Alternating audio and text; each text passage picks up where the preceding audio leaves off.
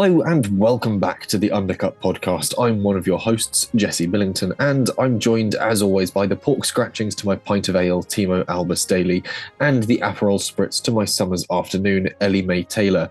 How are you both?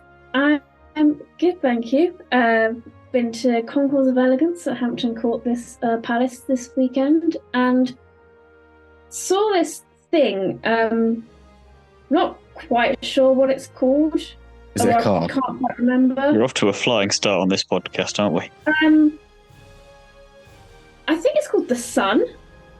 Ah, yeah, big glowy yellow ball in the sky. Yeah, it's made a sudden reappearance here in the UK and it's taken everyone by a bit of surprise. It was way up in the 20 degrees at the moment, which is unusual for September. It was hot. It was summery. I mean, I had a lovely setting, lovely cars. I couldn't really ask for much more, really. The food was good as well, which some events, you just kind of, you get a burger or a hot dog, which is fine, but if you go to as many sort of, I don't want to complain being like, you go to as many events as she goes to, you get a standard for it. I feel like it was nice to have some variety. Had a crispy chicken. It was like sweet and spicy with rice. Ooh. Really nice. And then, got to sit in a Ferrari 458 Speciale and really comfortable. So I guess... You'd hope so. Yeah. It's actually for sale if anyone wants to buy it. We'll chip in, shall we? Yeah.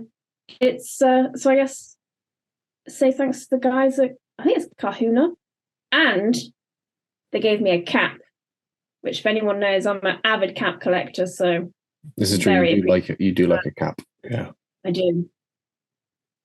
Timo, what have you been up to? I am also good. I had a nice and quiet weekend, and the Grand Prix wasn't terrible, so, you can't complain too much about life. Yeah, it wasn't the worst Grand Prix, and I suppose at this point... Which I realise is an extra low bar we've had to set recently, but still, it shouldn't be... There was always ignored that it got over the bar and it excelled a little bit extra, more than we could have probably hoped for. There was enough good bits, and we really ought to dive into those good bits and indeed all the things that sort of rather led up to it as well. So we'll dive into what the hell has happened, and we'll kick off with the obvious headline that comes out of this is Max Verstappen makes history by winning 10 races in a row. This is the most of any driver, and out of the past 25 races, Red Bull has won 24. That is a simply phenomenal statistic and speaks for their sort of due diligence as a team, but equally, when you look at just Max's stat there, that is frankly impressive. And a little bit amusing of the fact that of all of the one Grand Prix they haven't won in those 25, it was Mercedes that won that. And in the era of, we're going to have new regulations, closer racing, so it's going to be all over the place in terms of who's going to be winning races, and we get this. I know I'd go on about it a little bit, but I'd just like to point out that it's impressive, don't get me wrong, the Red Bull have managed to do this, but I do find it funny that they managed to do it in the era specifically designed, or in theory designed, to do the complete opposite. Yeah, we're supposed to be in a spell of very tight and packed racing, and we've seen a simply unprecedented spell of dominance from Red Bull. But it's not to poo-poo the rest of the season. It's always this sort of strange argument that everyone actually enjoys using of, as soon as you ignore Red Bull, it's actually been an absolute firecracker of a season. When you look at the podium potentials and the rest of the sort of top five, it's been great. But I know, Ellie Mae, you've got some thoughts to dive in with. Yeah, kind of similar thoughts as well. Obviously, incredibly impressive that both Max and Red Bull have managed to always be on it, to have sort of the reliability of the car, the strategy. Obviously, Max is driving. It's incredible, and obviously we haven't seen anything like it. And then sort of going on to what Timo was saying, if you do take out Red Bull, It's all the We've other been trying. Yeah, well, all the other teams are so up and down this year that in terms of just take away Red Bull, we have had such a close fight between everyone else, because it's with Red Bull, the car seems to just like every track. But with all the other teams, that the cars seem to be very track specific. And so you never quite know what you're going to get. If you want an argument as to how jostled this season has been, I believe that we've only had one race weekend that hasn't seen a change in the drivers' standings this year. I think I'm correct in saying that. I think possibly Spain was the only weekend that sort of didn't result in any significant change in the drivers' order. Every other weekend, there has been a driver moving up, some moving down, people jumping around and swapping. And I think that's a testament to, while on the face of it, it might not seem like closer racing, at the end of the day, what we have seen is a season that's been far more jumbled up and ignoring the top two, kind of unpredictable. I think the problem isn't the fact that we haven't had close racing, because we obviously have. It's just the key area where it's needed the most has been virtually nil. And anytime there has been a potential for it, it's then been 10, 14 laps at most before that gets switched up again, even in mixed conditions so far. So there's a half a pint and there's not half a pint in the glass half full kind of analogy there. So it's good, but it's not. And it's kind of flipped way of it working that it was meant to, I feel like, because again, if you say like we take Red Bull out of it, it looks great, but you don't watch a Grand Prix to see who finishes second or third. You want to see who comes first. And well, as ambitious as we may choose to be with our predictions some weeks, we all know what's going to happen at this point. Yeah, I think it's a fairly sort of clear set thing. But we'll get on to the rest of the race in due course. We'll dive back to just before the start of the race weekend, where George Russell and Lewis Hamilton signed new contracts with Mercedes, with both staying for 2024 and 2025. And this happened probably not long after we cut the mics on the preview. So it was sort of, again, that annoying thing that always happens. But I think this is a bit of bad news for George Russell, because if he wants a championship and Mercedes gets good, surely Lewis is going to beat him to it. And has this hampered his chances at a title? I sort of disagree. I would say no, or at least in George's mind, no. Obviously, he has a driver's mindset. So in his mind, he believes he's the best. He's got just as much chance as Lewis to win a championship. I don't think he would have joined Mercedes otherwise, but I guess the onus is on him to prove that he has what it takes to bring that fight to Lewis if Mercedes brings sort of a championship winning car. And you never know how a season's gonna pan out, and I don't believe you can go into it thinking Hamilton is gonna outright beat Russell. I think it's still very, not, I guess, a bit more than 50-50, maybe sort of 60-40 Hamilton's way. You know, you can't disregard Hamilton's racing skill. You know, he's won 7 championships. But at the same time, I don't think you can completely disregard Russell as well. He's not going to go into sort of maybe next season or the season after that thinking, oh, I need to wait now until Hamilton's retired before I'm going to win a championship. As an inter-team battle, I also think George on the flip side of that, between sort of Nico Rosberg and Valtteri Bottas, as that sort of having that ability to compete more ably against Lewis. Obviously, with Nico, it took a hell of a lot out of him to do it, but he did it in that one season. But with Bottas, we always saw this, oh, I'm going to compete with Lewis. Oh, I'm going to compete with Lewis. And he started out, but was never able to keep it up. Do we think with George, he's got that mid-ground where he's a little closer to being able to really put the fight to him? I think he's got that mid-ground, and also to go a little bit off what Ellie May was saying, he does have that benefit that I don't think Rosberg or Bottas did have, in that he doesn't necessarily have to wait until Hamilton retires to have a good shot at the title, but he has that option because he will just be there longer than Hamilton will be because he's younger. So if he has to wait, he's had a lot of time waiting to get to good things before, and even then, the good thing was not as good as it was supposed to be because it came at the time when Mercedes dipped. So he's proven he can wait for things to come his way again. And if this is what he can do with the mediocre cars that he's having to drive at the moment, by comparison to what the good cars and the great cars look like, then once that opportunity comes his way, if Lewis is there, he can do what Nico did in 2016, and maybe it only happens once, but once is enough. And if Lewis isn't there, whoever is in that second seat is arguably going to be at least as experienced as him or less so. They're not going to be more experienced unless something really random happens. Monza is still going and decides to join Mercedes at that point. So I think finally gets the call up to Mercedes. Yeah. So I don't think it's bad news. It just means that he may have to wait a little longer or potentially burn himself out a la Rosberg in order to get what he wants. And then after that, what does his career look like? Because I don't know if Rosberg would have been able to do a successful title defense in 2017 if he'd stayed. It would have been interesting to see, certainly. I think it's one of motorsport's great what ifs of what if Rosberg stuck around for that extra season just to see if he could go for the double or if he could even have a chance at fighting Hamilton. I also think as well, Russell isn't going to want to be known as the driver who won a championship once Hamilton left the team. He's going to want to prove himself and that he's as good as Hamilton. I suppose that also depends on the level of competition he has for a championship, regardless of if Lewis is there or not. Because say Max is still there, Charles is still there, and Lando's still there, and say Williams are in the mix with Albon, just because that would be fun as well. If it's an incredibly close 2012-ish season like that, and he can still beat all of them, does it matter if Hamilton's there or not? Because he's still beaten arguably all these other great drivers who, in theory, by that point, the grid will be a lot more even in terms of the cars, and it'll be more driver specific to see who can win there.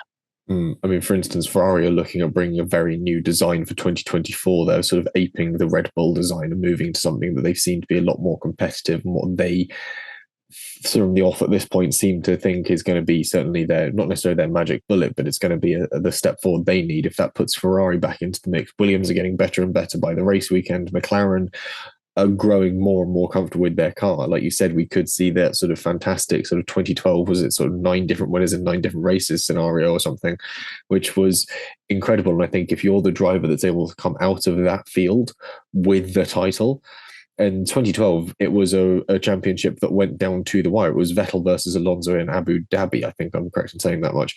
And it was, again, one of those things of you still had a championship fight on your hands. It doesn't matter the fact that Vettel wasn't fighting against, say, Button in the Brawn from a few years prior or sort of a previously phenomenally dominant driver.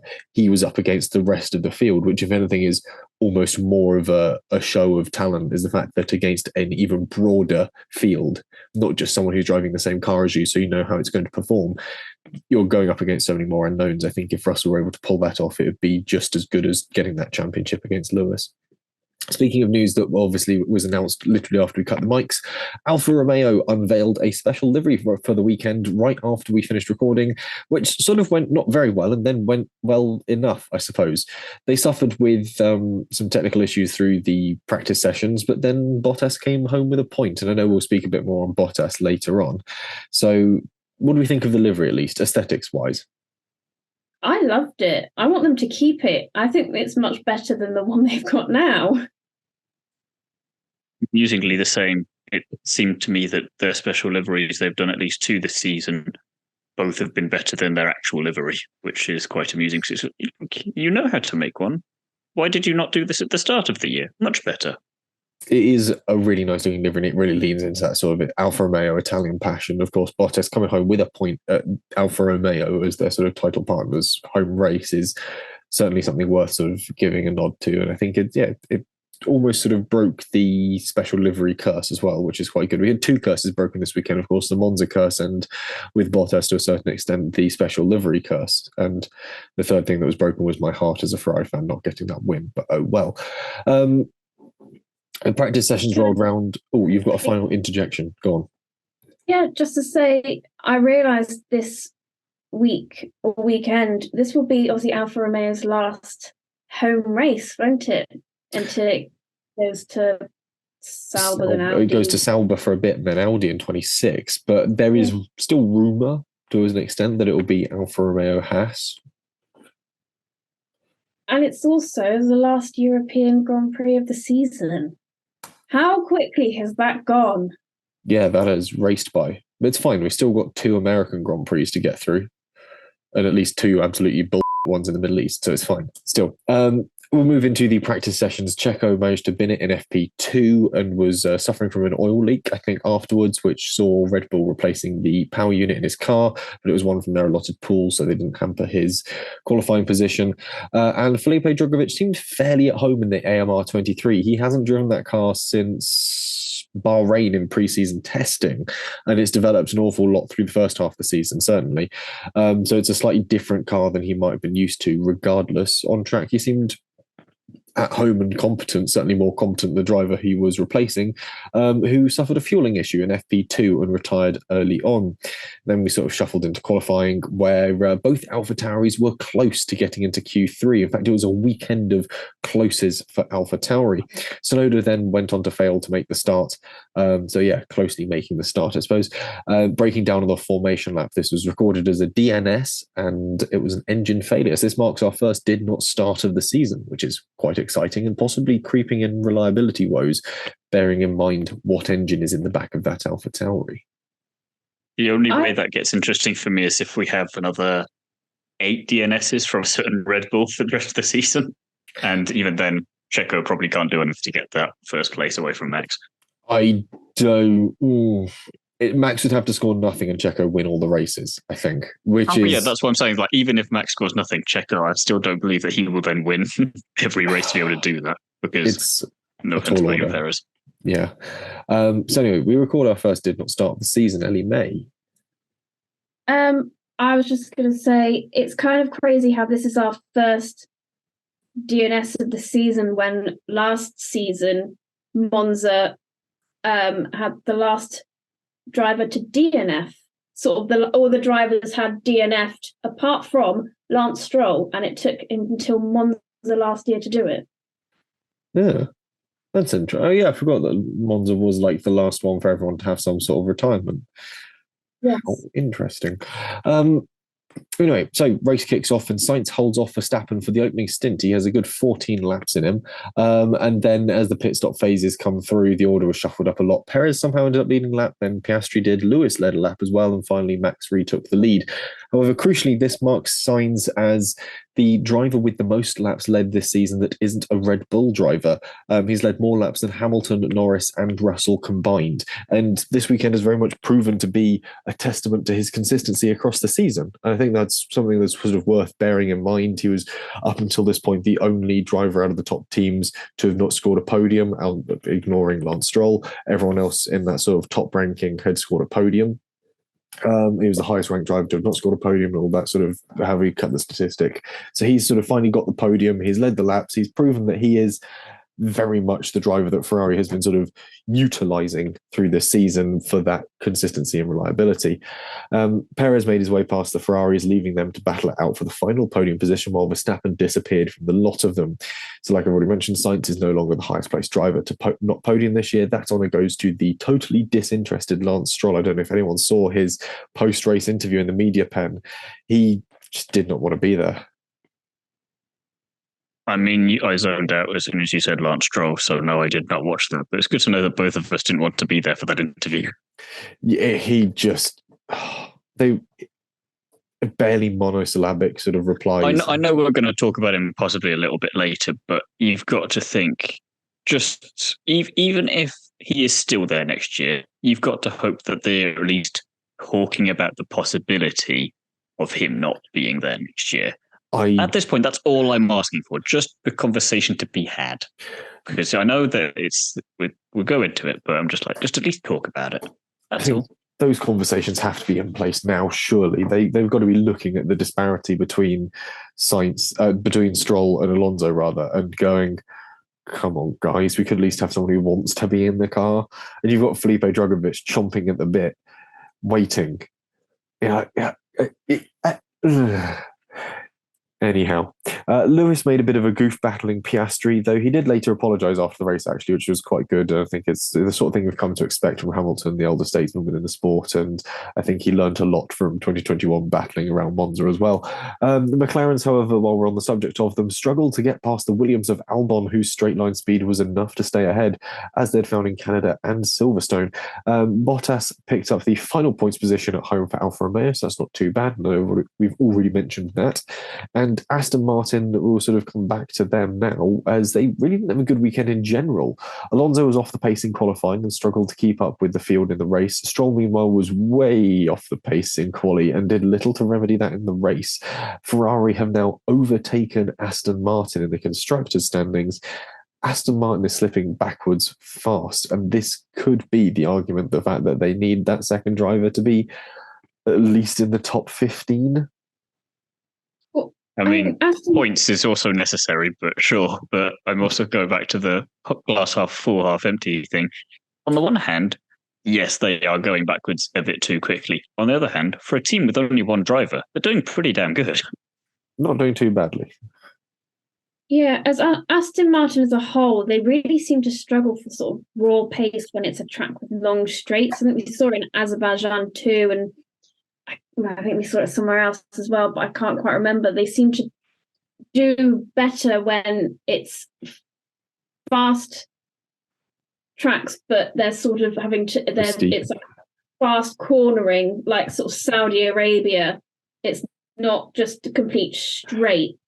But yeah, I think Fernando Alonso perhaps did the best he could, but Lance Stroll, you qualified last. It's the kind of thing where, okay, yes, Drogovic was in the car for FP1, but you're also an experienced Formula One driver, supposedly. So regardless of the issues in FP2 and FP3, you should, and the fact that you've driven around Monza a fair few times, there's a simulator, and again, you're meant to be an experienced F1 driver. You should still be able to do that and do better than the guy who's just gotten into the AlphaTauri for the second weekend in a row, who has virtually no experience in Formula One whatsoever. And again, don't get me wrong, I like the guy, Logan Sargent, but you should be able to outqualify him considering the car and the rookiness of him. And then potentially the Alfa Romeos at least, because just of how wildly all over the place they've been. So by that estimate, at least in the top 15, as you say, Jesse, it's really not asking for much in the grand scheme of things there. And it just, you do wonder. Yeah, when you look at the cars that Lance Stroll should be qualifying ahead of, it's very easy to basically pin box it and go, depending on the weekend, it's either going to be both Hasses, both Alfa Romeos. I forgot about the Haas as well. So another two places, at least P13 then. Yeah, so you've got both Hasses, both Alfa Romeos, maybe both Alpha Tauris, and certainly Sargent. So you're looking at, there should be 7 cars behind you on the grid each weekend. And this weekend, the only thing behind him was the man with the green flag that waves it to say that the race is good to get underway. He probably thought it was an Aston Martin fan. Yeah, it was like, oh, look, green flag. It matches my car. Fantastic. I don't know. Where are all these drug cars in front of me go? Oh, the race. Oh, it started. Right, bye. Yeah. Oh, look, the lights match my car. Oh, that means go. Yeah, it's poor. We'll get on to other poor drivers, as we don't want to take away too many of some conversation points that might reoccur. So we'll dive into our winners first. And Timo, will start with your winner. Realize it may seem odd for me to have chosen Sergio Perez, considering I've already been kind of throwing some mud his way, but he is my winner for the Sunday drive alone, especially as that was the recovery he needed after binning it in FP2. And it's just curious that once again, he's proven that in very specific circumstances, he can drive very well and get up to that P2 and be that second driver that is key for Red Bull to keep him for next year, even though he's contracted, but we know contracts don't necessarily mean anything. Certainly at Red Bull. Exactly. And I do wonder, we may talk about this a little bit now, we might talk about it later, I'm not sure, but Lawson obviously being very impressive, Ricciardo still being in contention for that Red Bull seat.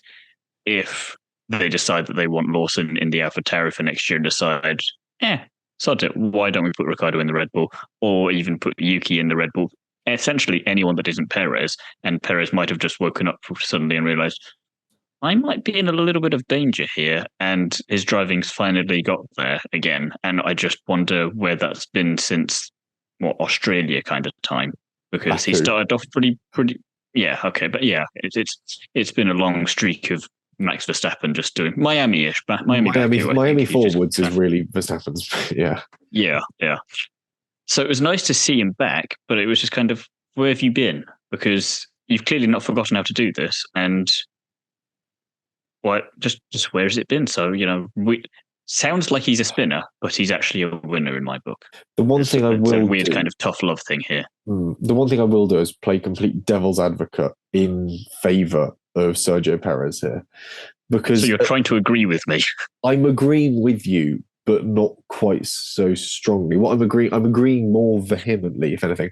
I think Perez has done exactly the job that Red Bull have needed of him this season, on average.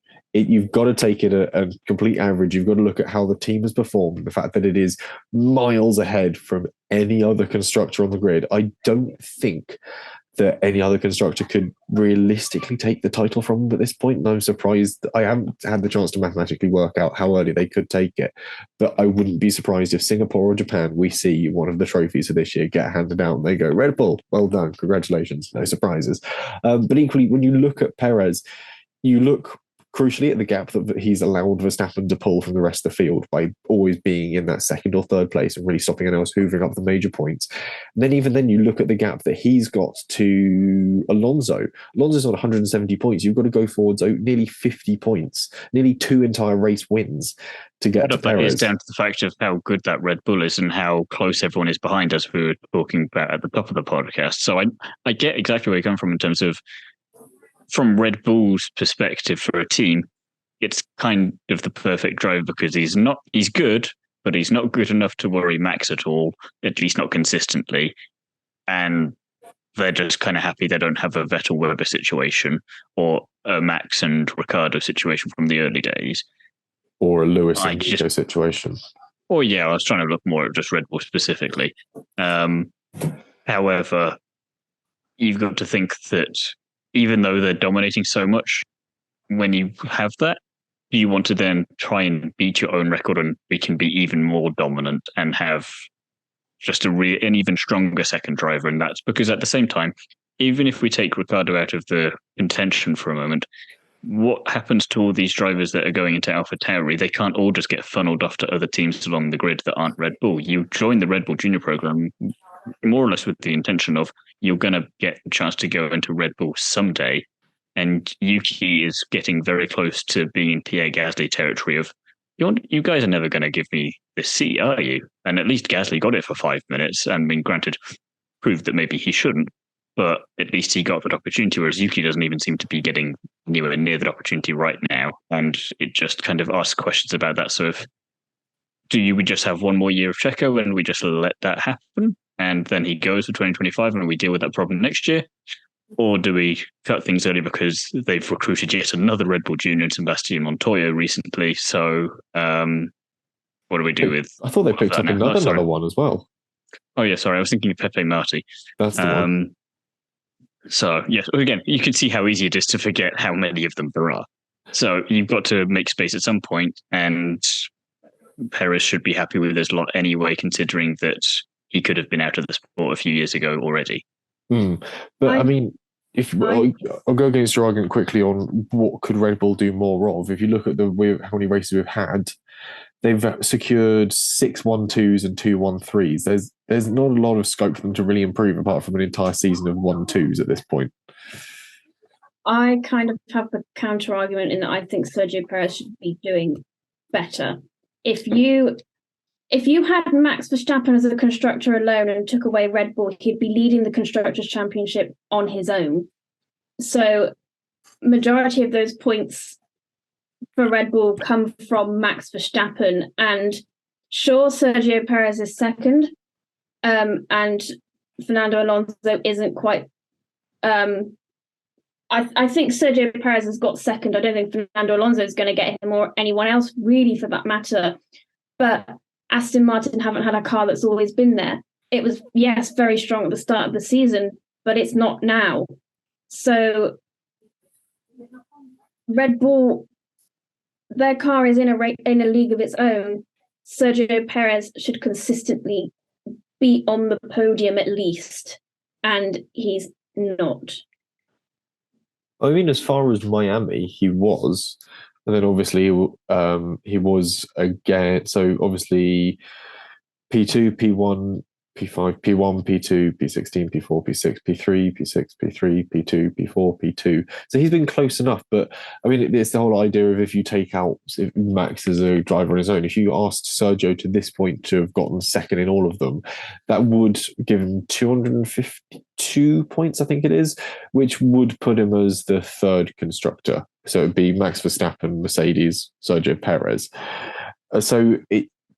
But even as it stands at the moment, Perez on 219 keeps him ahead of Aston Martin. So that puts him as at least the fourth constructor.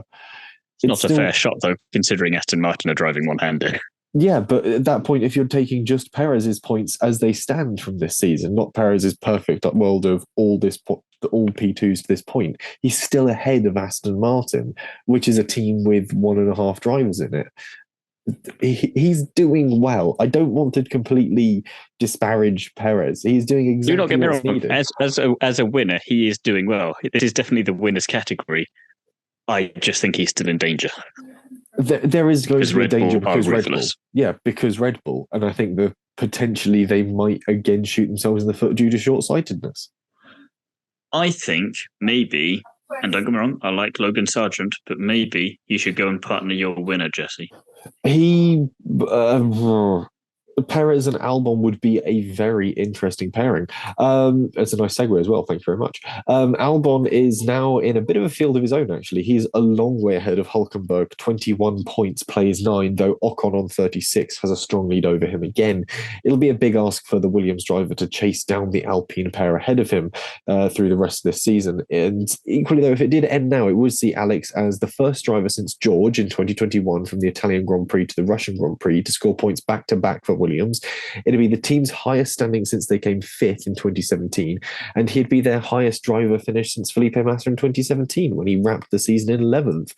Albon has done a huge amount, and this weekend has again been much like Zandvoort before. While it's been a bit disappointing because the team wanted that little bit more, at the end of the day, it's another haul of points that the start of the season we would have all been hugely surprised at him for getting.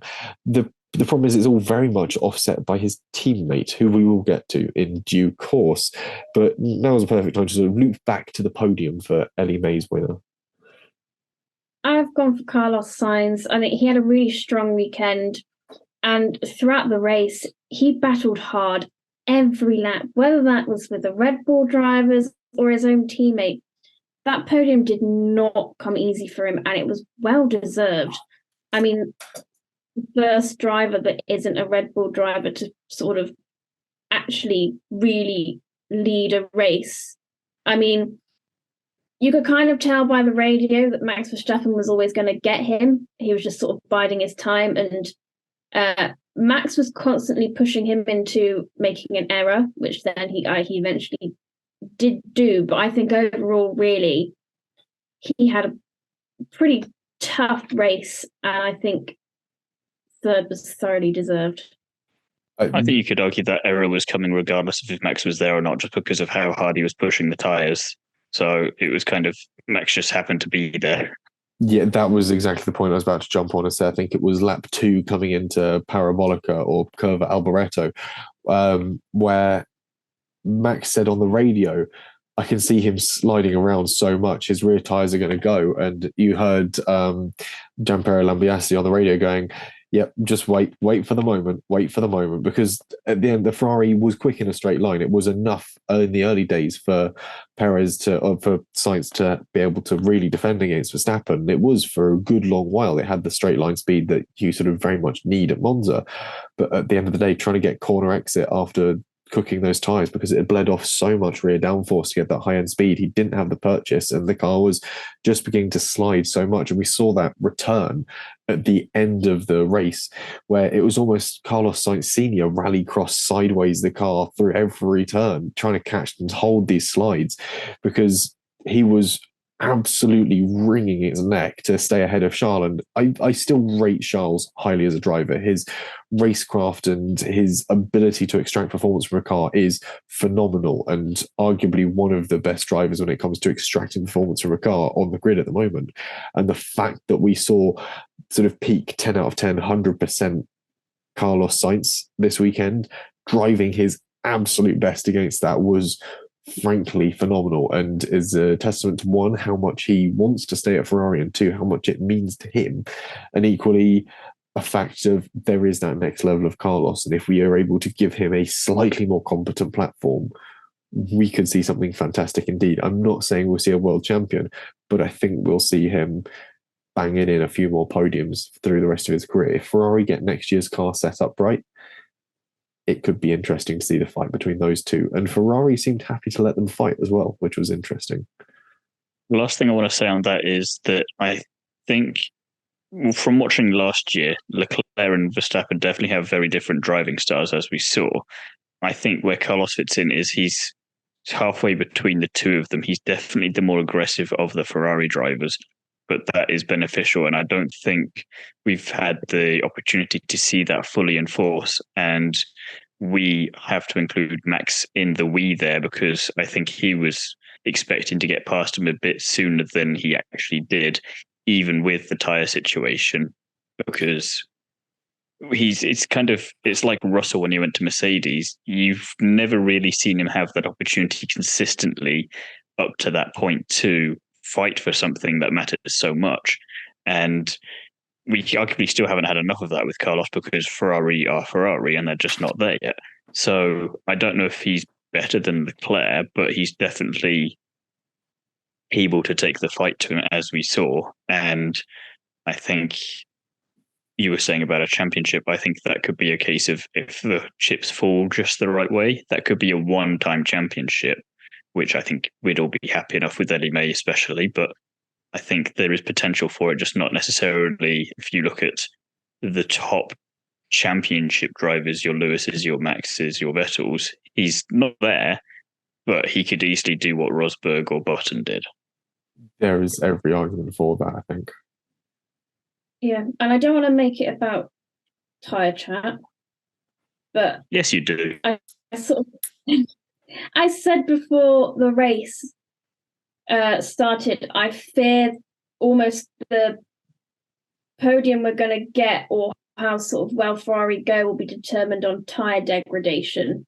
And I think that's kind of what we saw. I think the level of determination Carlos had could have maybe perhaps kept him in at first, if it wasn't for the fact that Ferrari cooks its tyres so damn quickly. Yeah, I think the tyres here weren't necessarily the issue. I think it was definitely the way that Ferrari uses its tyres. But at the end of the day, when it comes to Ferrari, there was interesting conversations coming out of the red pit boxes by the end of the race, and it was a case of the fact that they knew that the Red Bull was going to be something they weren't able to compete with this weekend.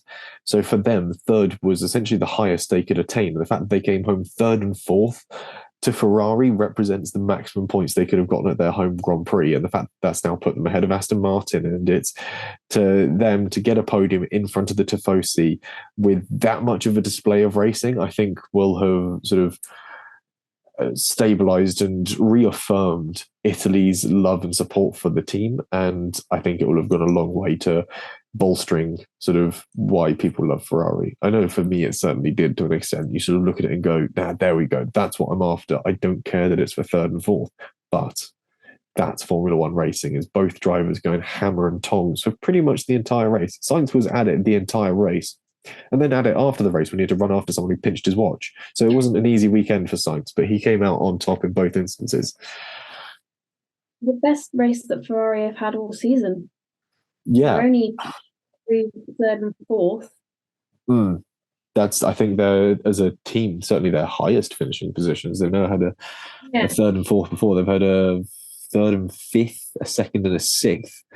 But yeah, third and fourth marks their highest finishing position as a team across the weekend. I think their highest score. And it finally means that Carlos gets a podium and isn't the only driver in that top bracket of the championship without one now. He's finally able to break that particular problem. Yeah, Lance Stroll is now that weird line through the middle where there's no podiums, because then even beneath him, you pick up the podiums again, where you go to Gasly with a third and Ocon with a third. Maybe that'll be my wild prediction for Vegas, because if it would happen anywhere, it would be Vegas for Lance Stroll. And Stroll finally gets a podium. If he somehow manages to avoid the chaos that inevitably is going to be, he would somehow be a sneaky enough little thing to get through that and to get on the podium somehow. I want to go the other way. I reckon we'll see more and more drivers below Stroll in the standings getting podiums before Lance I would prefer does. that personally, but because in reality, all we've really got to do, in all likelihood, is get Piastri to get a podium and Albon to get a podium. Piastri is probably going to get a podium this season. I don't think it's out. My next thing would just be that he's comfortable for second in Vegas, and then Bottas pips him like he did in Baku. Another street circuit, another Bottas pipping. But that would give Bottas a podium, and I think that is on my year-long predictions. Anyway, we'll move on from... actually, we're talking about Lance Stroll. Ellie May, why don't you give us your spinner? Yeah, it's Lance Stroll. You've cost your team a place in the Constructors' Championship, and I don't think now you're going to get that back. You've cost your team essentially millions, and there is at the minute I haven't seen any passion from Lance Stroll. It's okay, his daddy's a billionaire. It doesn't matter if he costs the money, Ellie May. It's all about the taking part. Surely he's not even on a salary. He just sort of gets pocket money, doesn't he? Yeah, but I think he gets paid like 9 million, no? Why? Why would he want something? You didn't ask me why. You just asked if he gets paid. Yeah, but it's Aston Martin's still, sort of a separate entity. Lawrence Stroll isn't just going to top that money up because his son has lost them that many millions. I wouldn't mind so much if there was that passion, that drive to do well, but it just doesn't seem to be there. He's sort of really, it looks like he sort of has lost his love for the sport.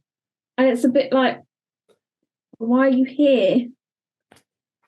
We've been asking that exact question of him since he joined in 2017. But, I mean, we're asking that of him more so now than ever, because he's now up against his second world champion teammate and is being schooled week in, week out by not just his teammate, but by lesser cars on the grid as well. There is no. And normally, if you have a teammate of that caliber, you'd learn from them so that you could improve. You've got Sebastian Vettel in the car with you. You've got Fernando Alonso in the car with you. And arguably, any of his other teammates have generally just been better than him because they've had more experience for the most part. So you'd think that by now, if you have a weekend where, say, you miss FP1 because there's a young driver in there, and say FP2 and FP3 don't quite go plan, it's not going to matter because you're in a half-decent car and you're an experienced Formula 1 driver.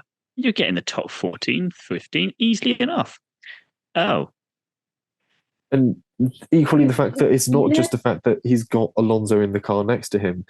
At points this season, there has been Alonso coaching him through the goddamn race. And that has not worked. Like Alonso in Baku telling it or suggesting to the team what brake bias and what diff settings to use for that final turn. In Canada, telling him where to look at, where to defend, and oh, good overtake there from Lance. I saw it on the screen. I'm driving on my own in third. I'm watching the TV as I go around. How has your teammate got that extra sort of capacity that the car is giving him this sort of support? Meanwhile, you're fighting to even keep it facing the right way in 14th. The last year when a race would get boring and someone would always put the meme up of a man with a stick poking the TV, like, do something. I'm using that meme for Lance Stroll, just poking with a stick, just do something, overtake people, get a good qualifying lap in, or just do something. That was the interesting thing, though, because in a weird slight defense for Lance Stroll, which I know I must be having something odd going on in my head, P20, he was in P13 at one point, and I think he did finish a bit higher. even when he overtakes, though, we never see it because no one thinks it's worth looking at because, like, oh, he's just somehow jumped up there. But again, I think it's because it's only into P13. You're like, yeah, and do the rest of it, and then we'll start showing it. And it's like, but again, he proves that he can overtake these arguably worse cars, but it's just, again, that's the bare minimum that's expected. So you're poking him anyway. He's doing something. You're just not poking him hard enough. It could be worse. You could be Ocon. What happened to the man? Well, he suffered a steering failure. That's what happened. But it's sort of midway through the race, he retired, and you just sort of look down at the bottom, you're like, oh, what's happened to Ocon? It was very much the Clarkson meme of, oh no. Anyway. It didn't even get like a mention on the TV coverage, I don't think. Like they didn't sort of... I think it got the most throwaway reference of, oh, Ocon's had to go into pits and he's retired. They didn't say why. It's such a strange one. It wasn't a good weekend, though, for Alpine. No, it does very much lead me into my spinner, which is P19 in quali, then P15 for Gasly, and the aforementioned DNF for Ocon. And just what a difference a week makes after being on the podium for Gasly with Ocon's label. And it's just going back to what you were saying about Alex Albon having to chase Ocon in the driver's standings, that being maybe a bit of a tall order. We've got Singapore up next. They didn't do very well there last year, so who knows? Vegas is going to be all kinds of madness. And that's just two races where Albon just has to be Albon and just quietly nimble away and make his car very wide. I wouldn't be too surprised if he does manage to get past Ocon at the very least before the end of the year in the driver standings if Alpine keep doing what Alpine are doing. Because they either have really good weekends or they have really terrible weekends. They don't seem to have found a middle ground yet. And I don't think that's going to happen this season. I think certainly, well, if he passes Ocon, he passes Piastri at the same time. I think Piastri is likely to get ahead of Ocon and possibly again Gasly because there's only a point between the two French drivers. It's then whether Albon can really get, if Ocon does get closer, I think he's likely to pass both of them. And again, we're looking at, so we've got to look for circuits that are relatively high speed, relatively fast corners. So Singapore, not necessarily. Suzuka, yes. Qatar, yes. Kota is very Silverstone-y, so might work for Albon. Mexico, very fast circuit. Brazil could work to Albon's advantage because it is especially that sort of final curve into the start-finish straight, which is a big curve, and then dropping down into the first turn might work to Albon's advantage because it's a tricky corner to try and defend. Then we go to Las Vegas, which looks pretty fucking high speed to me. It's a load of straights. And then we go to Abu Dhabi. So that's the Abu Dhabi and Singapore are really Alpine's only chances to defend from a Williams, which, given how the seasons for them have gone, is sort of surprising to say and sort of not at this point. Yeah. They've had more bad races than good. I think looking back at this year, that they're just going to have to, I guess, get the team together and just say, right, lads, let's just forget what's happened last season. Let's put us behind us, focus on next season. Because as well, there are only two people that can be called in to fix this now, and it's Alain Prost and Cyril Abiteboul, and we all know it. Oh, well, we did see Mattia Binotto skulking around the paddock this weekend amid the rumours that he's going to Alpine. So, well, that's then buggered for another couple of years. Never mind, eh? Yeah. And the problem is that we're so far into this season now that people have stopped upgrading this year's car and focusing on next year's car. So that Alpine isn't going to get any better. Yeah,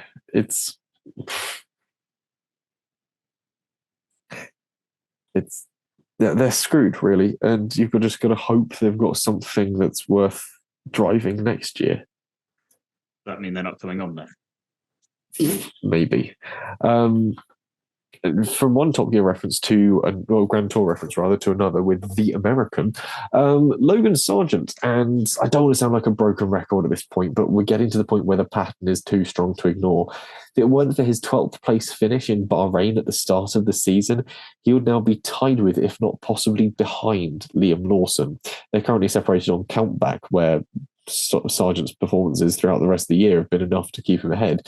But Yeah, it's the Kiwi, despite only 2 races for the bottom ranked team, is now ahead of Nick De Vries, who had done 10 races, and Daniel Ricciardo, someone with 8 race wins to his name and was at one point a runner up in the World Championship. This was a formidable driver. And Liam Lawson has come in and, on paper, purely on paper, scored them both.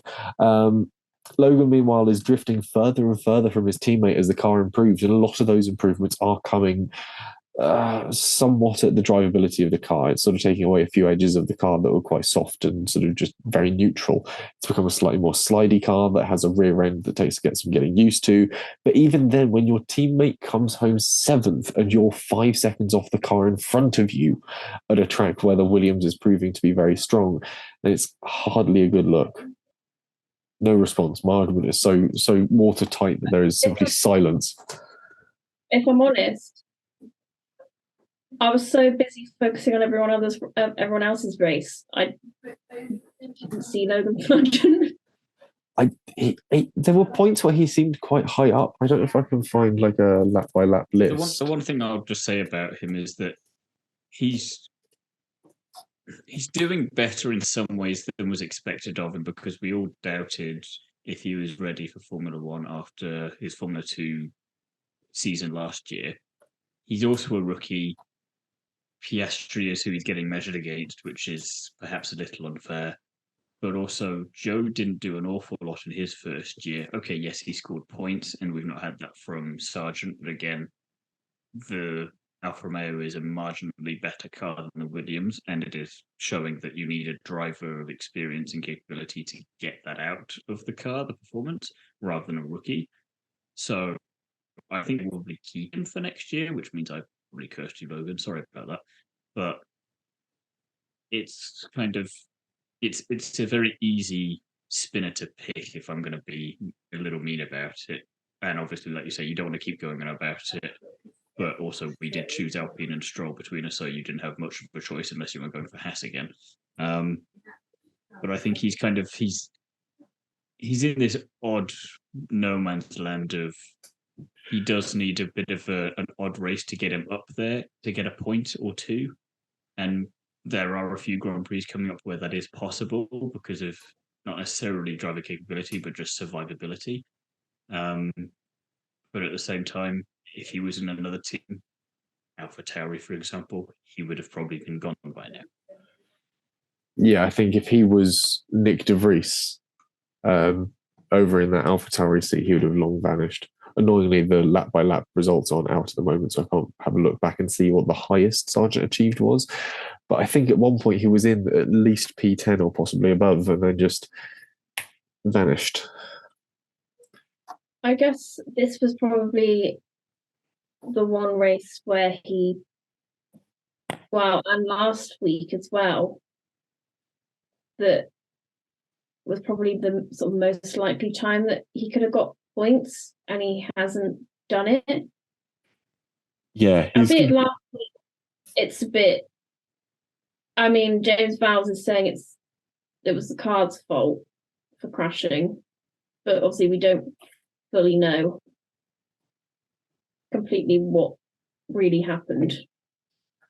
I don't think James is lying when he says that. Everyone's like, "Oh, he's saving Logan's blushes." We're like, I think it's a bit late in the season to start doing that. So I will sort of take the Dutch Grand Prix at its face value, but I think that does mean that then the pressure was on Logan to do something this weekend. And much like we're saying with Lance, he just sort of didn't do anything. Get the stick again. Yeah, stick with a guy. Go on then, do something. Speaking of drivers that did actually do something, but sort of quite quietly in their own weird little way, I want to kick this one off with Lawson because it is essentially the flip side to Sargent. And 2 weekends in the car, a hair's breadth from a point by the end of the race end this weekend isn't a bad place to be, with rumours being that Ricciardo might sit out the Singapore and Japanese Grand Prix due to the lateral intensity on his recovering hand. Lawson could well have another 2 weekends to prove his mettle. It's worth taking a pinch of salt that we had no equitable baseline to go from, as Yuki didn't even make it through the formation lap. But regardless, as a performance on paper, it's a good weekend to be Liam Lawson, certainly. I do have a little point I want to make on this, actually, because as mentioned earlier when we were talking about him and a few other bits and pieces, he's a strong contender now, you've got to say, for AlphaTauri for 2024.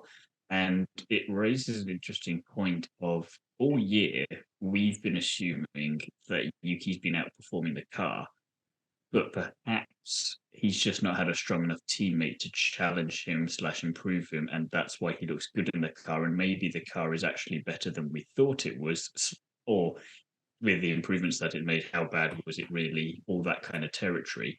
Because if Lawson can get that close to him in practice, qualifying, and okay, the race is pretty much non-starter, but again, you've got to assume it would have been pretty similar in the race and only his second weekend. I do, as much as I want Ricciardo to be better and back as soon as possible, I do kind of want to see what he could do in such challenging circumstances, venue-wise, as Singapore and Japan are, especially if Japan is mixed conditions. And he should know Suzuka a little bit, at least, I think, because he should have been there with Super Formula already. So maybe Yuki is... It'd just be interesting to see what he can do with the limited time he's got left. And maybe it was slightly to Yuki's advantage that he didn't start this Grand Prix, because Lawson may well have beaten him to it. And even if he didn't get points, like you say, on paper, it looks pretty good.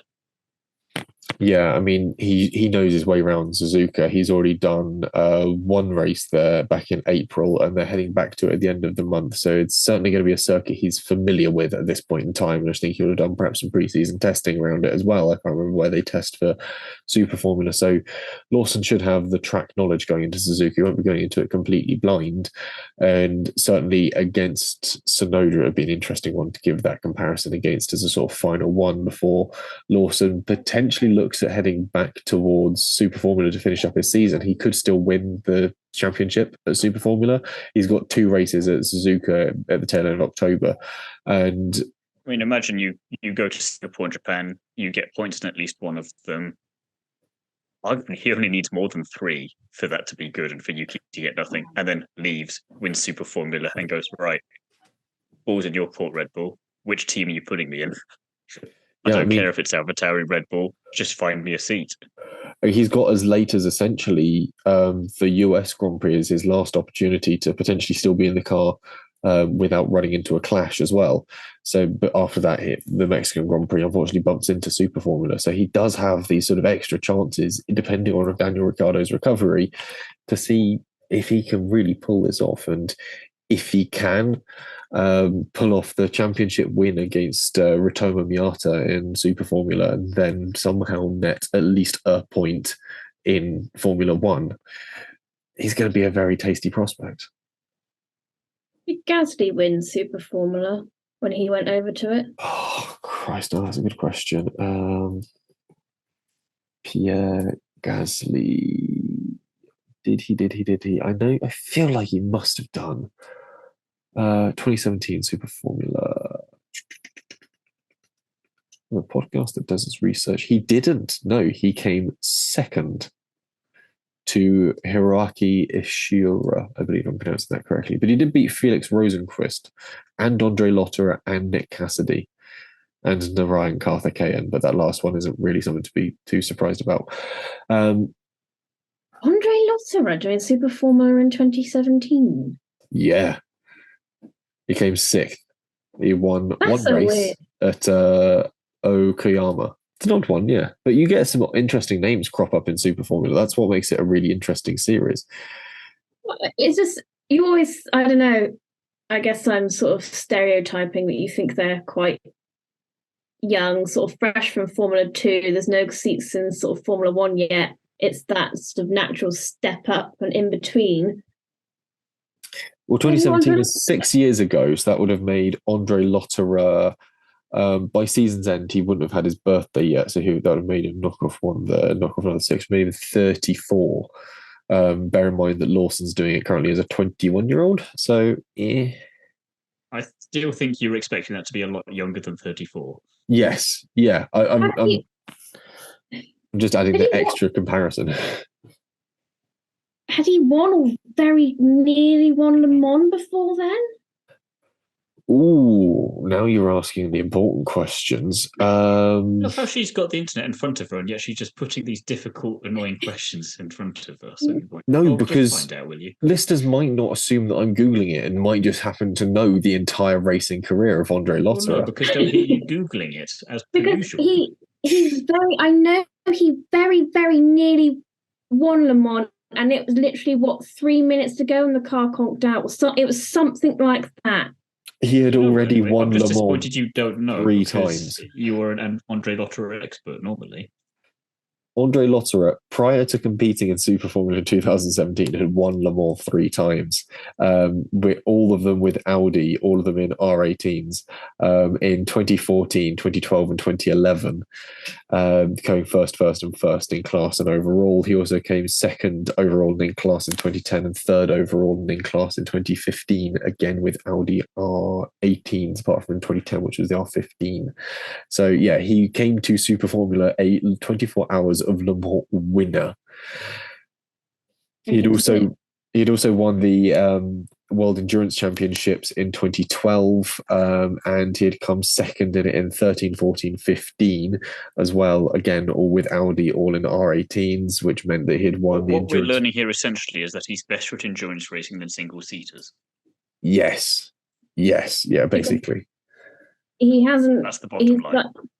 He hasn't won a Formula E race, has he?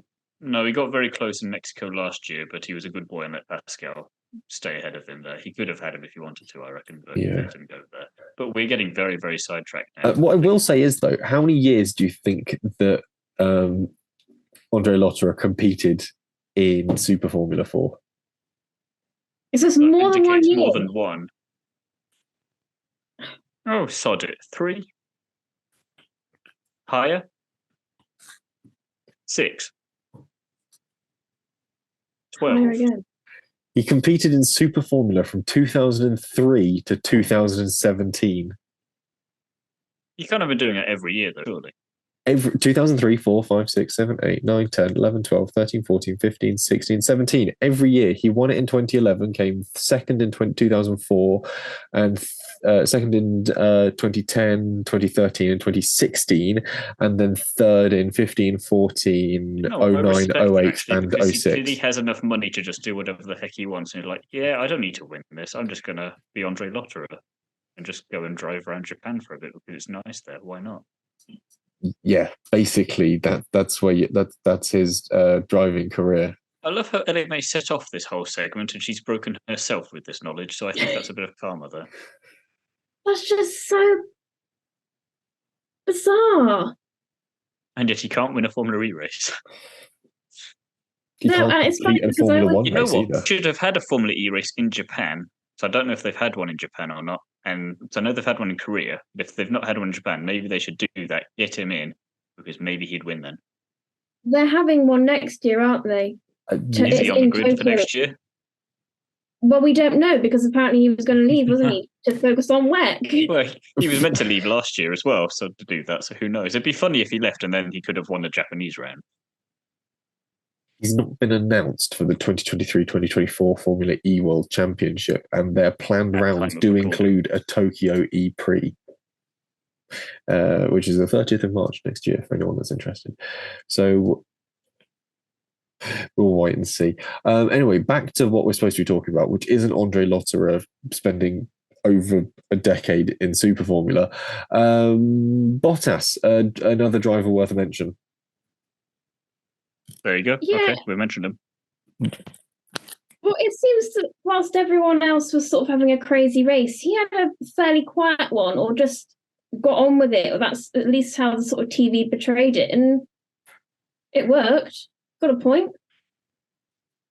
Yeah, he just did. There's really not much else to say about that, is there? He did all right. He got a point. The livery was nice. Nice one. Wasn't it at one point when the Ferraris? Was it the Ferraris fighting?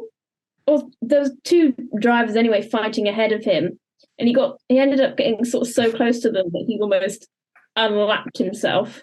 It was one of the hackers that was. Magnussen. Yeah, he had prime viewing of Sainz and Leclerc battling away for pretty much the entirety of the final 2/3 of the race. Just sat there going. I knew it was a Ferrari-powered engine. Yeah. So there we go.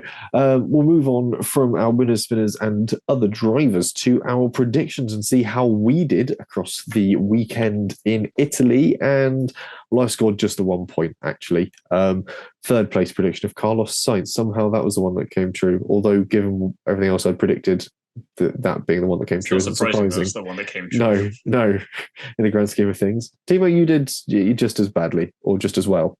I did worse. What? I thought you got a point. For what? You claimed I got pole position, just assuming Max Verstappen got pole as usual when it was Carlos Sainz. Oh, yeah. So I had to edit that note for you. So I didn't actually get anything. Hang on. Yeah, that means I get just I've just had to change mine because you've given me one for pole and I've just taken it away from myself. Yeah, I can. Oh, no, hang on. I've done that on the wrong line. I don't mind taking an extra point here or there, but I'm not going to be just blatantly cheating. Yeah, see, Tino's trying to take points away from me when he's writing the prediction reviews, and Jesse's just handing them to me. I completely sort of went through it and went, yep, Verstappen scored pole, didn't he? Of course, that would have happened. Completely forgetting that Sainz did that. So, yeah, just the 1 point for me, no points for Timo, and for a weekend. 3 points for Ellie May still, though. It was amusing because I realised that without even thinking about it, I didn't go for the podium of the previous race. So I should have got Max as a win, at least. But business has been resumed for the rest of the season now that I remembered that was what I was doing for this year. Either that or I've had a mad fever dream where Oscar Piastri did, in fact, win the Zandvoort Grand Prix. So you not only did you break your own rule, you scored nothing for it, which proof to the pudding that you shouldn't cheat. I didn't cheat. You cheated for me. Yeah, I tried to give you 3 points. Anyway. We'll move into the F1 fantasy review. And for Monza, it's pretty much the same people as per usual in the top three, with Francisco Rhodes getting 249 points. And then second and third on 242 points is basically the same person with two different teams. It's Alex H9 and Alex H9V2. EMT Racing strong outing, P5, 210 points. Nitro RX in a surprising P12, which is pretty good for that team that I've not touched since wherever the hell we made it, with 195 points. Javocate Racing, P16 with 183, and on the coast, P19 with 175. Overall, then, Francisco Rhodes still leading the way. Say again, sorry. Hang on, that's not my highest ranked team. Mid-Beds was 14th. I always think that's Emily May's team. She doesn't live in Mid-Bedfordshire, though. No, but I just assumed that I always forget that's what that stands for. So that's why I ignore it. Because I like my bed. Yeah, that's what I assume. It's something that you've done something basic like that, and I'm just like, yeah, that's Ellie May's team. That's why I ignore it, because of EMT being always higher up anyway. Anyway. Overall, though, Francisco Rhodes is still leading the way, 4,194 points. Alex H9V2 in second with 4,188 points, and ARG in third with 4,122 points. EMT Racing P7 with 3,658 points. Don't know about Mid-Beds, ignored it as we've just already mentioned. So 3,477. I wasn't far off, at least. On the coast, P13 with 3,166 points, and Experiment Underdog still in P33 with 1,192 points. That's not too I want to know what drivers and teams are in Francisco Rhodes. I mean, surely he's changing this every race, because unless he's got Max, Checo, and Red Bull.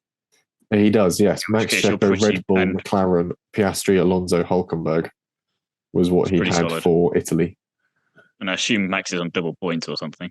Yeah, Max is on his double points. He didn't change it going into the Dutch Grand Prix, the Belgian Grand Prix. Pretty strong lineup. So. Yeah, I don't think he would have really changed that. It's very much been left on autopilot. And it's doing well. Yeah. Congratulations.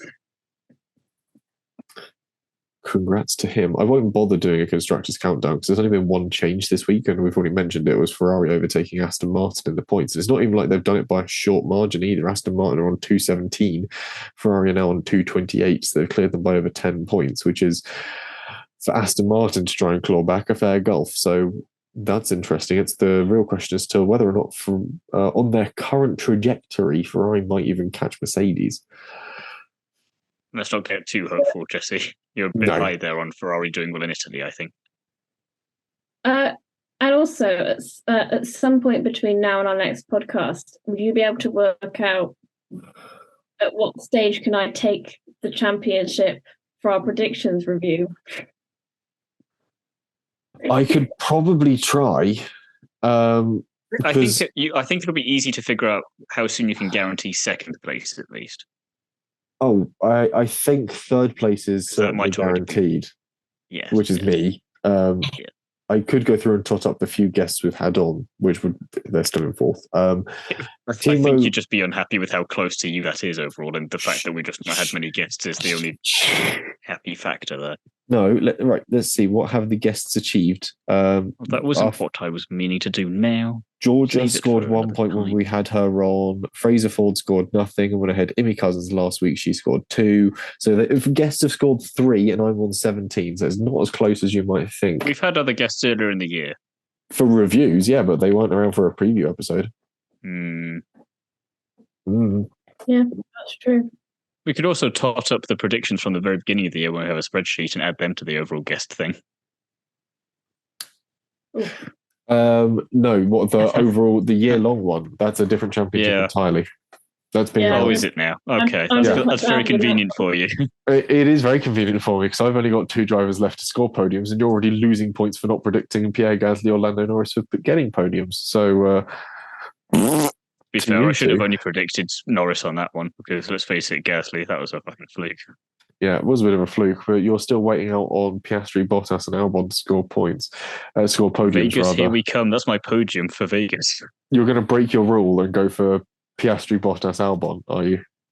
I'll decide if it's going to be that order, but I might switch Bottas and Albon around because Bottas will just nick third off Stroll. I've already had to red flag Shannon and Magdalena from it because they predicted De Vries for getting a podium, so they've immediately lost points. There's still time. You never know. Anyone that predicted De Vries outperforming Tsunoda in the championships as well has not gotten a point. There is still time. There. You never know. The only chance you can't say with 100% certainty. Yeah, the only chance of that really happening.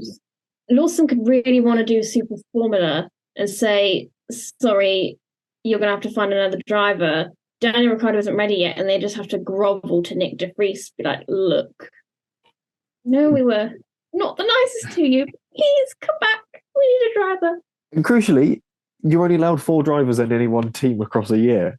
AlphaTauri are already at that cap. They cannot just go and get an Ayumu Iwasa. That's why they've got to bring him back. Then he can outscore Yuki Tsunoda, and hey presto, we're back. It's as stupid as it sounds. Wins the Mexican Grand Prix. It's like, I recognise this track. It's a bit like one I've driven on in Formula E. Yes. Precisely. I think it's the only track they share, isn't it?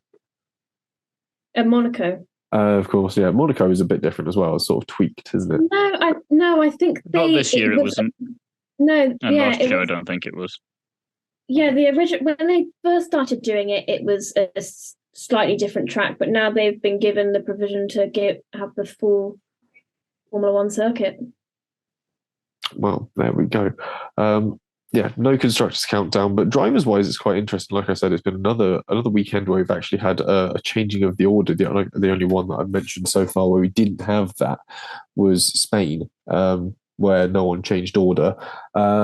And this weekend, the changing of the order has come from Liam Lawson, who has jumped ahead of Nick De Vries and Daniel Ricciardo. So well done to him for being the only driver to make any position changes this weekend for finishing 11th. Which perfectly sums up the chaos of Formula One and a good point to wrap up the podcast on. Has anyone got any final points they'd like to throw out into the ether? Is Timo frozen? No. I think Timo's frozen. No, he's not. He's shaking his head there. He was just really still. I was going to be like, oh, who was the previous Kiwi before Liam Lawson? But then I realised it's Brendan Hartley and it wasn't really that entertaining. No.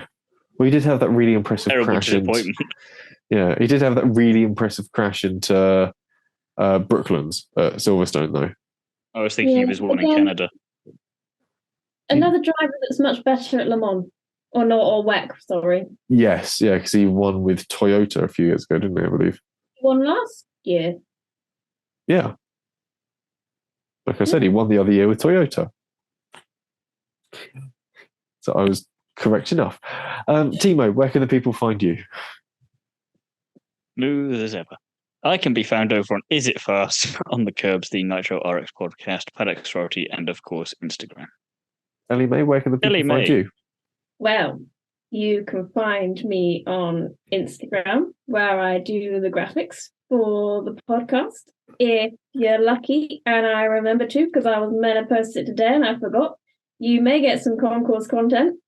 If I have time as well, I really want to get some TikToks out of both Silverstone and concourse.